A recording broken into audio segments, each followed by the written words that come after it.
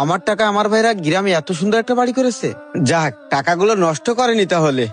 কই রে আলামিন, এই রিফাত, কই তোরা? অন্তত বাড়ির টাইলসের কাজটা তো কমপ্লিট করা উচিত ছিল। আরে কই তোরা? আরে কই তোরা? কাউকে দেখছি না, বাড়িতে কেউ নেই নাকি? আরে ময়লার বিল দিছি তো আবার কি? ভাইয়া তুই? আরে হ্যাঁ আমি। কখন ধরে তোদের ডাকতেছি। মেজো ভাই কই? মেজো ভাইরে ডাক দে, বল দে মিয়া ভাই আসছে।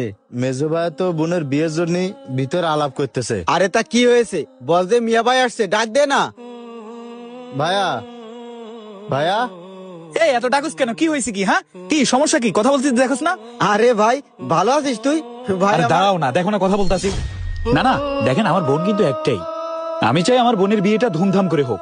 এই ওখান থেকে ফোনটা নিয়ে আয় তো, যা। ঠিক আছে ঠিক আছে, না আমরা যে কোনো একটা হোটেলে গিয়ে কথা বলে দেখবো। ভালো একটা রেস্টুরেন্টে গিয়ে বসি এ ব্যাপারে। রিফাত, ভাইয়া যে কে মনে হয় ফোন দিয়েছে, দেখেন তো। আচ্ছা ঠিক আছে, রাখি তাহলে। এই ফোনটা রাখতো। ভাইয়া একটু ব্যস্ত আছে, পরে কথা বলতেছে। ভাই তুমি হঠাৎ করে বাড়িতে, বুঝলাম না। আরে আমিও তো তাই ভাব দিছি, হঠাৎ করে কাউকে না জানায় বিদেশ থেকে বাড়ি চলে আসলো। একটা ফোন দিবে না? আমরা যাইতাম, গিয়া নিয়ে আসতাম, সমস্যা কি? না, তোরা তো অনেক ব্যস্ত থাকিস, এই জন্য আর তোদেরকে বলিনি। তো ব্যস্ত থাকবো না?